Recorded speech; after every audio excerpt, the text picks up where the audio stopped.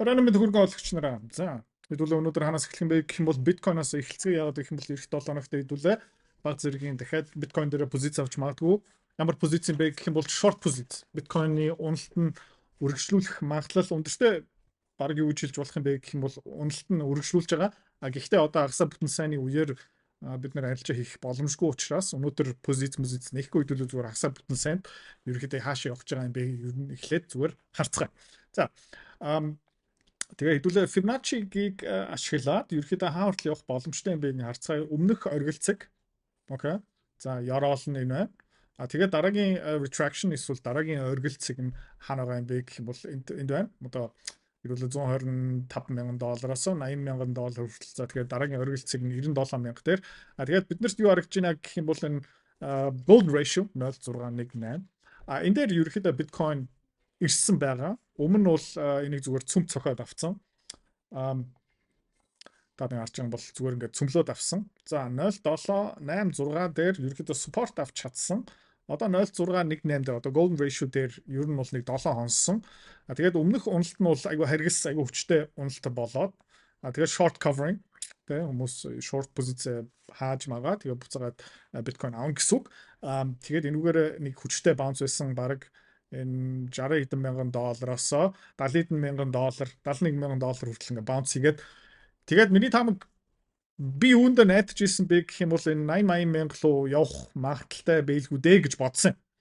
Тийм юм юусо болоогүй айгуу сул тэ баг нэг 80 настай хүн цонхноос унсан юм шиг пад бэц өсрөөд тэгэл ерөөхдөө одоо үржлээ доошоо унах гэдэг шиг байна. Тэгээд хааварт унах магадaltaй юм бэ гэх юм бол ер нь бол энэ $52,000 хүртэл. За яаж унах магадaltaй юм бэ гэх юм бол одоо хэдүүлээ харцгаая. Энд ерөөхдөө нэлээд томоохон support zone дээр ирсэн байгаа. Зүгээр ингээд урт хугацааны support zone хараад үзэх юм бол энэ 65,000 дээр нэг байна. За тэгээд 56,000 дээр нэг байна. Тэгээд миний тамаг юу юм бэ гэх юм бол энэ $59,000-ыг цогчих юм бол тэгээд биткойн яах магадaltaй юм бэ гэх юм бол хүчтэй $40,000 хүртэл унаад. Гэхдээ заавалчгүй одоо шууд ингээ унах гэсэн байхгүй.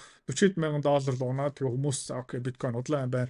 Тэгээ биткойны тухай ингээ ярьжсэн хүмүүс бүгдээрээ чимээгүй болоод тэгээд магадгүй энэний дараа тэ capitulation болоод хүн болгон за окей би дахиж хизээч амьдралдаа биткойн өөргөө тийхүү дараараа гэсэн хүмүүсийн яриа гарч ирэх юм бол тэгээд ерөөхдөө биткойн буцаагаад босч ирч магадaltaй.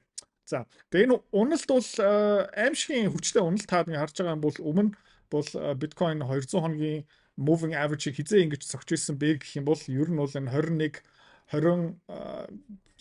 оны уналт байсан. За тухайн үед ерөөхдөө 200 day 200 хоногийн moving average-аас нэлээд зайтай унаад тэгээд баг тэ 1.5 жил consolidation phase болоод тэгээ буцаагаад босч ирсэн.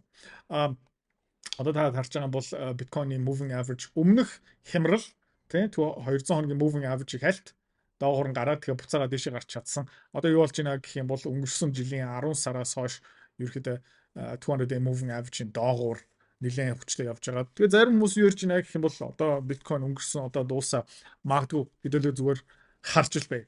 Хуцааны арилжаа хөрөнгө олт тий мөнгөөр мөнгө олох амар сонирхолтой байгааз тий. Гэхдээ амар хэцүү хэвч хүмүүс нь ерөөсөж чаддгүй. Ягаад чаддгүй юм бэ гэх юм бол ментор багш байхгүй, community байхгүй. Одоо сайн сонсоорой. Тэ. Би school community нээсэн. Тэн дээр юу зааж байгаа юм бэ гэх юм бол энэ толгоонд байгаа хөрөнгө олтын бүх чадвараар чамтай хуваалцаж байгаа. Тэрнээс гадна би ямар хувьцаа хизээ ямар ханшаар хэдэн хуваар авж байгаа юм бэ тэн дээр ил тавигдсан байгаа. Чи нөгөө дүр аж бол. За. Манай community-ээр нэгдсэн хүмүүс одоо 1 сарын байдлаар доллараар тэ ойролцоо 50-60% өгөөж аль хэдийн авцсан байна. За чи миний энэ чадварыг сурмаар байгаа юм бол энэ видеоны эцэст тийм манаар автна чам дэлгэн мэдээлэл өгнө. Тэгээд school community дотор уулзъя. За өчигдөр ба энэ 7 хоног бас хөрөнгөний зах зээл дээр нэг хэдэн юмнууд нь тодорхой болж байгаа. Тийм учраас хэдүүлээ жоохон позициудаа багасгаж байгаа. Тэр нь юу юм бэ гэх юм бол хэдүүлээ Dow Jones Transportation Index-аас харж болно. За саяхан Dow Jones Transportation Index нэлээд хүчтэй дээш явсан. Та харж байгаа бол энэ үеэр тийм мөрчлөг нь cycle ерөөдөө bottom хийсэн. За тэгээд дээгүүр гарсан. Одоо яг магадaltaй юм бэ гэх юм бол Dow Jones Transportation Index ер нь бол өчтөр нэлээд хүчтэй улаан болсон. хэдүүлээ бас IWM нөгөө microcap хувьцаануудыг ингээ хараад үзэх юм бол өчтөр бас нэлээд хүчтэй улаан uptrend нь бэжлайн л да. Гэхдээ ерөөхдөө аюултай болж эхэлж байгаа.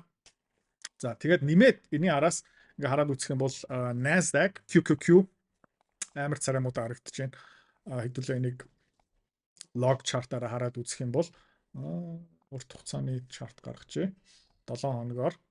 За тэгээд юу харагдаж байна гэх юм бол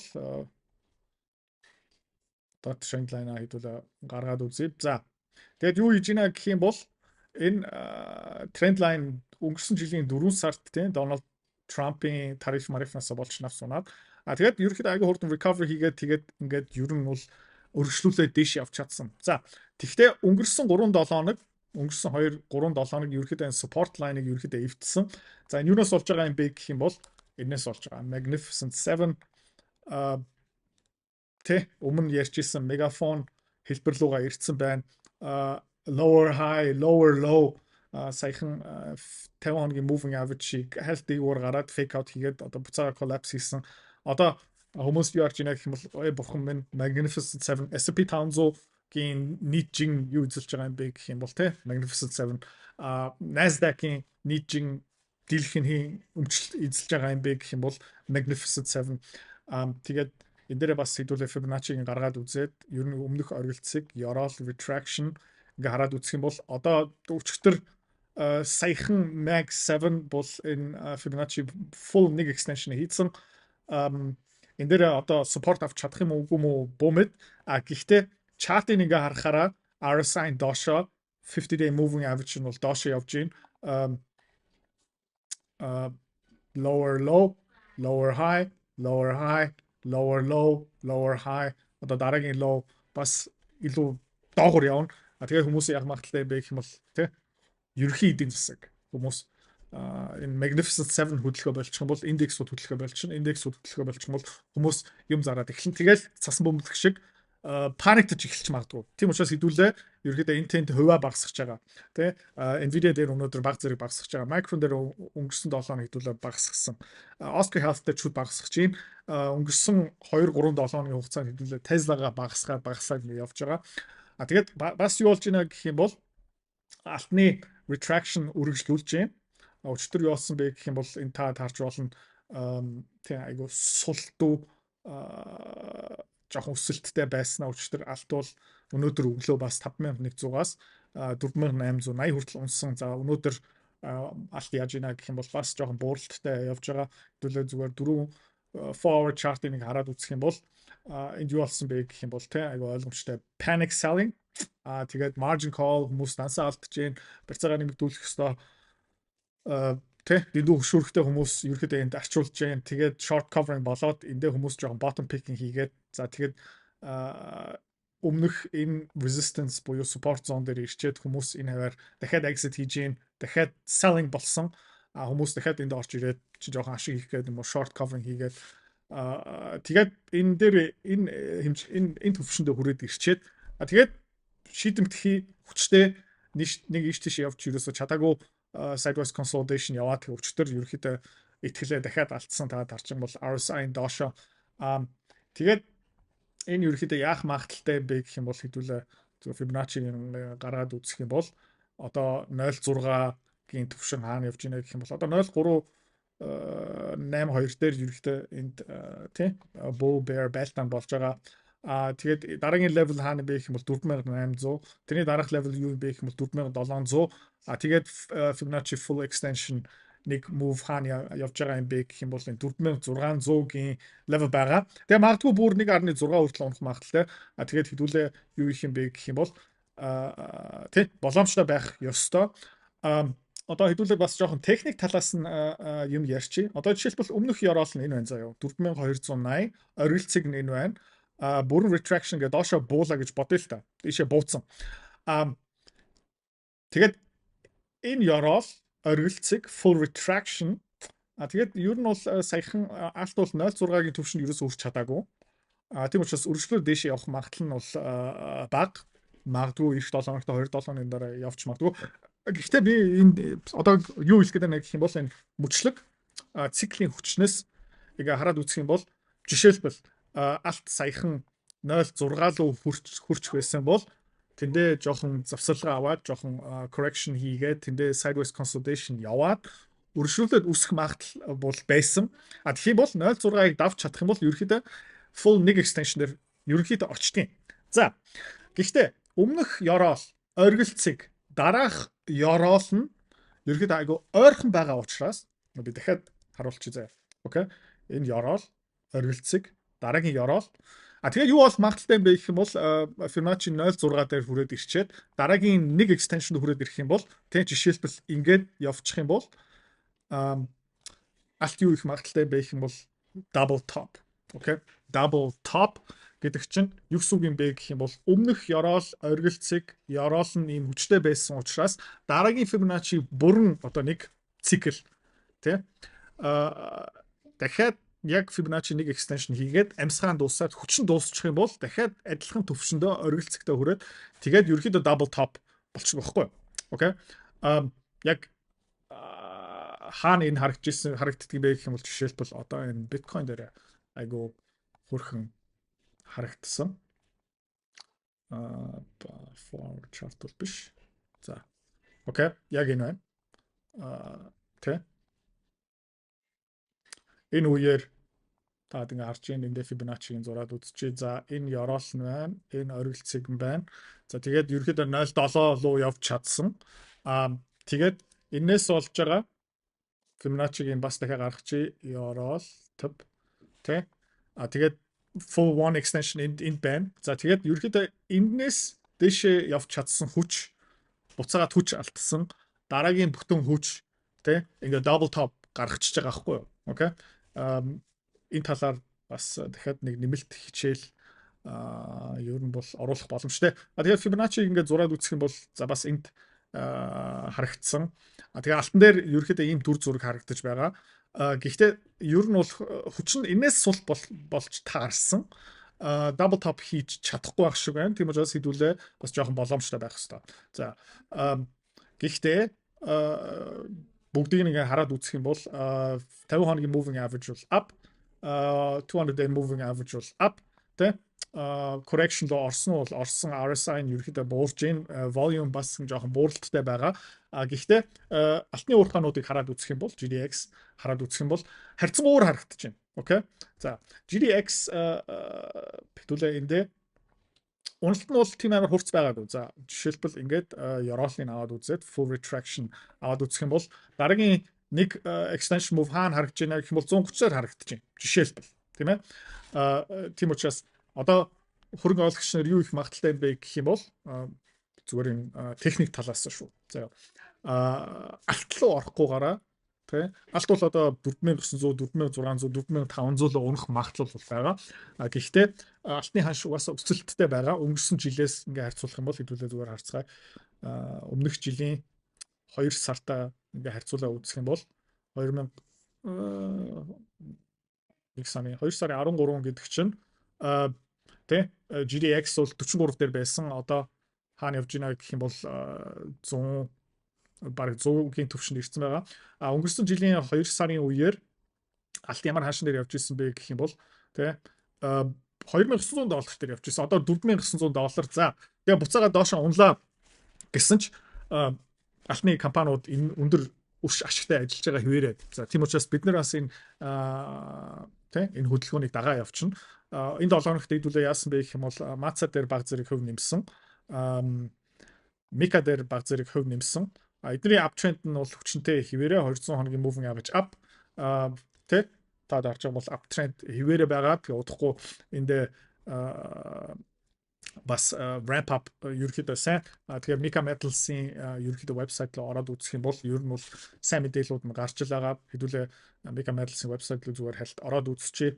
ASX дээр тэ corporate presentation ингээд аваад үзэх юм бол ерөөхдөө бүх юм төлөвлөгөөнийхөө дагуу явж байгаа. Тэгээд та бас энийг уншаарай. За яг уншаарай. Ер нь бол strip ratio буурж ийн тэ аваалцсан байгаа хөдөр нэмэгдэж ийн. Та харж байгаа бол ингээд том нүхнүүд ингээд ухацсан байгаа. Нэмэлт өрөмтөл ингээд тавьж байгаа. Өнгөрсөн жилдээ харьцуулах юм бол алтны ханш нь ерөөхдөө өсөлттэй байгаа. Жишээлбэл хэдүүлээ зүгээр харцгаая. Алтны ханш Австрали доллараараа аваад үзэх юм бол тэ $7,100 дээр явж байна. Тэ $7,000 Australian эндээ бас Australian dollar гаргачих. Тэ $7,000 дээр явж байгаа. Тэгээ нэг бүтэн жилээр ингээ хараад үзэх юм бол жилийн өмнө Австрал доллараар алтны ханш 4,500 4,600 Австрал доллар байсан юм бол одоо $7,000-тай болж байгаа болцсон байгаа. Тэгээ 7,100-аас 4,600-аас ч юм бол өнгөрсөн жилдээ харьцуулах юм бол нэг унц алтнаас Австрал компаниуд тэ $2,500 илүү ашиг олж байгаа. Тэгээд Mega Metals-ийн хувьцааны хашиг зүгээр хэдүүлээ хараад үзэх юм бол өнгөрсөн жилийн 2 сарын 14-ний хавцаа Mega Metals-ийн ханш бол за нэг 12 цент дээр байсан бол одоо 22 цент. Гэхдээ энэ хугацаанд алтны олборлолт нэмэгдсэн, зарж байгаа алтны ханш нэмэгдэж байгаа гэх мэт чинь. Тийм учраас ерөөхдөө хүмүүс алт руу орохгүйгаараа илүү уурхай руу орж байгаа. Тэ тэрийг хэдүүлээ бас ингээд харах хэрэгтэй. EQR resource хэдүүлээ тэ энэ бол айгүй хөрхөн дэш явж байгаа. Хэдүүлээ энэ хизээ орсон бэ гэх юм бол тэ энэ 3 сая 4 сая 5 сая хавцаа ингээ орсон хизээ зарч эхэлсэн бэ гэх юм бол ер нь бол энэ 11 12 20 сая 50-аар ингээ зараад эхэлсэн. Энэ бол өшөө дэшээ явах магадлал байгаа. Гэхдээ одоо манай позиц ерөөхдөө бол жоохон багасгацсан байгаа. Гэхдээ үлдсэн хувийн бити зараарай тий өсөх потенциал бол байгаа. Гэхдээ хэдүүлээ одоо бас юуг харчий зэсийг харцгаая. Нэг гой харагдахгүй. Богино хугацаанд. Зэсийн ханш богино хугацаанд ерөөхдөө жоохон царай муутай харагдчих чинь та нар харж байгаа юм бол эндээ нэлээд томоохон хүчтэй blow off top. Тэгээд ер нь бол тий sideways consolidation яваад 50-day moving average дээр ирсэн байр. Тэгээд зэс яадаг юм бэ гэх юм бол хүчээ алдчих юм бол ингээд навс унцдаг байхгүй юу? Тэгээ маш олон хүмүүс зэс мэслөө ингээ хөрөнгө оруулалт хийсэн. Тийм учраас хэдүүлээ харцгаая. Ирэх 7 хоногтой ирэх сарын хугацаанд зэс яахаар байгаа юм бэ? Тэгээд тэн дээр өмцлөө хэдүүлээ шийдвэр гаргана. Тийм учраас энэ өнөөдөр хэдүүлээ зэсийнхаа уул уурхайн компанийнхаа хуваа тэр чигтээ зарцсан байгаа шүү. За тэг өнөөдөр хэдүүлээ бас юу гэж нэ гэх юм бол тэр futures арилж байгаа нэмж худалдаж авч байгаа. Яагаад хийж байгаа юм бэ гэх юм бол ZT хэдүүлээ харцгаая. Ер нь бол энэ consolidation phase удахгүй дуусгаад байгаа юм шиг надад харагдчихээн. За та юу харж байна гэх юм бол энийг би бас SHY дээр ингээд зөндөө ярьж ирсэн. Техник талаас ингээд хараад үзэх юм бол энэ horizontal breakout ерөөхдөө тун ойрхон юм шиг харагдаж байгаа. SHY ер нь бол яг адилхан харагдаж байна. Чарт нь бол таад нэг харж байгаа юм бол ер нь төстэй 1-3 жилийн хугацаатай. Тэгээд ер нь бол Америкийн засгийн газрын бонд дээрээ одоо нэг томоохон хөдөлгөөн гаргахад ах шиг байна. Хэдүүлээ бас TLT харцгаая. Хүмүүс ямар засгийн газрын бондыг илүү сонирхож байна гэх юм бол нөгөө богино хугацааг нь илүү сонирхож байна. Тийм учраас TLT дээрээ тийм амар тийм богино хугацааны бонд дээр адилхан хэмжээний хөдөлгөөн тэр 20 жилийн хугацаа дээр бол байхгүй. Гэхдээ таад ингээ харж байгаа юм бол TLT 2 хоногийн 3 за нэг 7 хоногийн өмнө 86.4 дээр байсан бол одоо 89 эрдээр ингээ ирсэн байна. Тэгээд 50-day moving average 200-day moving average ерөөхдөө одоо ингээ огтлцоод байна. Тэгээд ер нь бол bottom одоо өргөжлүүлээд ерөөхдөө дээшээ өсч байна. За та юу харж байна гэх юм бол өмнө нь бол нэг false breakout болж исэн. Энд нэг жижигхэн false breakout тэгээд collapse хийсэн. Тэгээд шинэ low хийлээ. Дараагийн low адилхан төвшөнд, дараагийн low илүү доогуур. Тэгээд дараагийн low бүгдээр ингээ хараад үзэх юм бол higher low, higher high, higher high, higher high, higher high. Тэгээд ер нь бол 200-day moving average ер нь одоо positive болж эхэлж байна. Тэгээд одоо ганцхан нэг юм дутуу байгаа. Энэ долларын индекс дээшээ өсөө яваад эхэлчих юм бол ер нь бол энэ зах зээл ер нь бол явж эхлэх гээд байна. За энэ долларын индекс дээр бас ерөөхдөө нэг bottoming mechanism юм шиг харагдаж байгаа. Евроыг бас ингээ хараад үзэх юм бол дэндүү өндөр явж байна.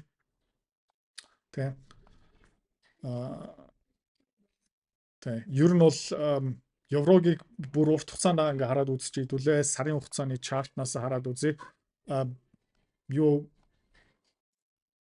Саяхан нэг ерөөхдөө breakout хийлээ. Гэхдээ та нэг харж байгаа юм бол тэ энэ 2008 онд оргил цэг дээр 1.5, 1.6 бүр нэг хэсэгтээ хүрсэн. Тэрнээс хойш ерөөхдөө даунтрендтэй явж байгаа. Миний зүгээс харагдж байгаа юм бол нэг жижигхэн fake out байгаа. Тэгээд ерөөхдөө буцаагаад энэ triangle ороод тэгээд энэ евро ерөөхдөө доошоо явах магадлал байгаа. Тэгээд Японы эдийн засаг хараад үзэх юм бол, Европын эдийн засаг хараад үзэх юм бол ерөөхдөө амар эмзэг цэг дээр явж байгаа. Технологийн салбараа буурж эхэлж байна. S&P 500 бас жоохон хүч муутай явж байна. Dow Jones Index ерөөхдөө хүчтэй ингээд дэшээ явсаар л байгаа. Тэгээд энэ бүх юм надаа юу харагдаж байна гэх юм бол хүмүүс мөнгө blue chip хувьцаа руу нүүлгэж байна. Америк хөрөнгөний зах зээл рүү чулуу компани руу хөрөнгө оруулалтуудаа хийж байна. Технологийн салбараас хүмүүс жоохон татгалцаад эхэлж байна. Тэгээд ер нь бол удахгүй магадгүй томоохон хөрөнгөний зах зээлийн хямрал ирэхэд байгаа юм шиг надад мэдэрч түрээд байна л да. За гэхдээ бас өмнөх жилийн видеонуудыг хараад үзэх юм бол хямрал ойрхон унж магадгүй эдрээ чи байнгын ярьдэн штэ. Яа, байнга ерөөхдөө бэлэн байх хэвээр. Байнга ерөөхдөө бэлэн. Гэхдээ ингээд дүр зураг нь өнгөрсөн жилдээ өнөөдрийг ингээд харьцуулах юм бол илүү тодорхой болж эхэлж байгаа. Тэгээ хэдүүлээ бүр их бэлэн болох хэвээр юм шиг надад санагдаж байна. За. Тэгээ өнөөдөр орой шүн яахын харъя. Тэгээд маргааш бас энэ 7 хоногийн дүгнэлт хийсэн, базалт хийсэн видео хий гэж бодож байна. Тэгээд маргааш нэлээд томоохон макро эдийн засаг бас жоохон геополитик улс төрийг ингээ бадсан видеон дээрээ хэдүүлээ эргээд болцгаая. Бай бай. Хэрвээ та манай эдгээр цэцэрлэг бит хоёрын Earn Invest Be Free School Community-д нэгдэхийг эсвэл яг одоо үзэж байгаа бичлэгийнхаа хамгийн эхний линк дээр дараарай. Линк дээр дарснаар манай School Community-гийн ерөнхий мэдээлэл гарч ирэх ба хамгийн түрүүнд та School дээр өөрийнхөө профайлыг үүсгэх юм. Профайлаа үүсгэхийн тулд та заавал нэг зураг, өөрийн овог, нэр болон мэйл хаягаа оруулах шаардлагатай. Профайлаа үүсгэсний дараа та Join гэж дараад Visa карта холбоно. Visa карта холбосноор сарын 29 долларын төлбөр нь шууд татагдаад та манай community-д нэвтрэх эрхтэй болно. Манай community-д орж ирснээр юу байгаа юм бэ гэвэл одоо аль хэдийн 10 компанийн үнэлгээ, түүний Excel файл, давтамжтай ордог зах зээлийн шинжилгээ, судалгаа болон анхан шатны бүх суурь мэдээллүүд орсон байгаа. Мөн та надтай холбогдоод бүх зүйлээ асуух боломжтой. Хэрвээ танд сонирхолтой санагдчих байвал манай community-д нэгдээрэй.